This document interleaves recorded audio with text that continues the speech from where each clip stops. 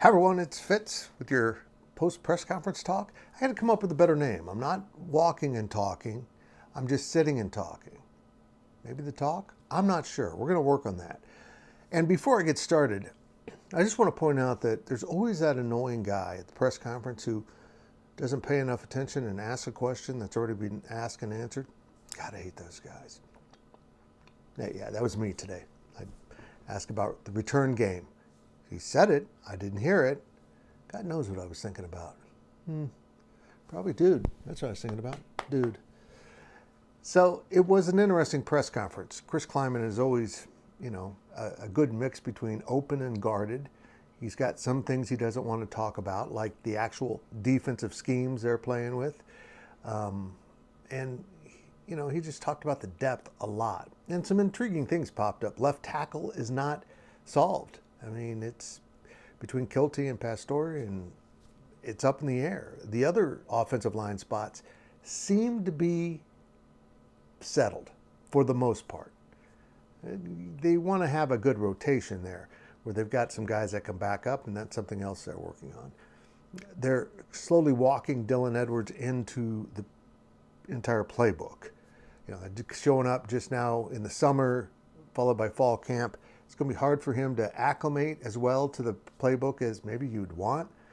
So maybe they'll be kind of restricted in how much they use him early in the season, and they don't want to be predictable with that. So I don't think this will erode anything with DJ Giddens. Coach Klieman seemed pretty clear on that, and it'll just be a supplement to all that. And so I think he'll, be a backup, and he'll be some receiver, backup running back, and be some receiver, and whatever they can get him to do early on, they will. Now, he's also one of those returners in the mix, along with a group of other guys that I find intriguing. I think he will do that. Now, Sterling Lockett did it in the bowl game, and has certainly got the speed. Keegan Johnson's out there messing around with it, and some other guys.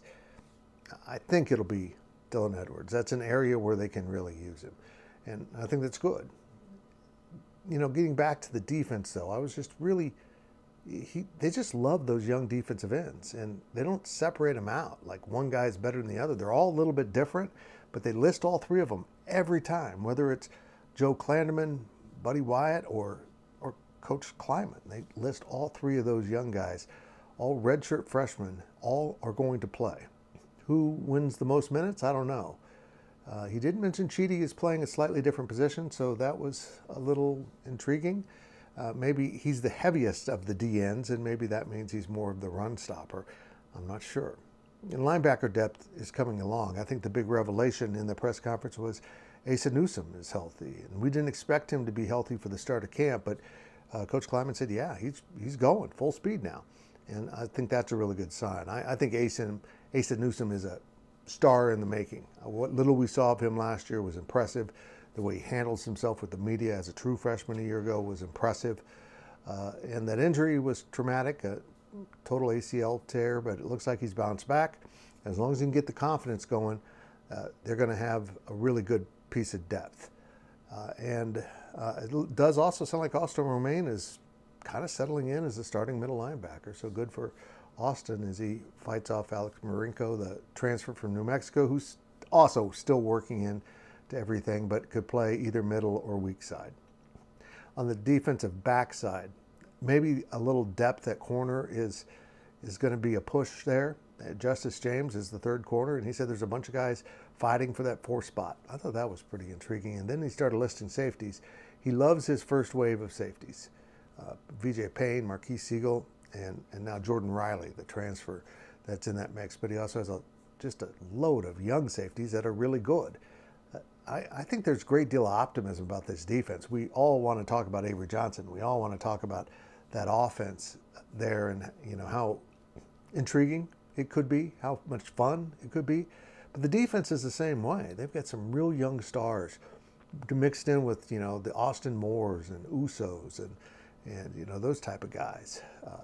And it's, look, I'd never mentioned Desmond Purnell enough. He might be the best player on the defense, and I need to always emphasize that. And so I think the defense is well down the road. And the offense with a new quarterback and some new weapons is adjusting. The receiver depth's incredible. He mentioned that in the redshirt freshman class are some tight ends, which we knew about, but to say that they're in competition to play was interesting. And so there was a lot revealed in this press conference. You can see the entire press conference from beginning to end up at Go PowerCat. And there's no breakouts or anything, so that's everything. That was us asking the questions from the members of the media, and we'll have another press conference actually tomorrow, Tuesday.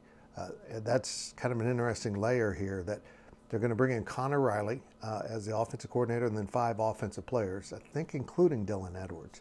So that will be a whole nother wave of information coming at you tomorrow right here at GoPowerCat.com. Dude and I are signing off. I got to think of a daily delivery idea after all talking about all this stuff. Sometimes it's hard. Sometimes it's easy. Sometimes it's life. It's life.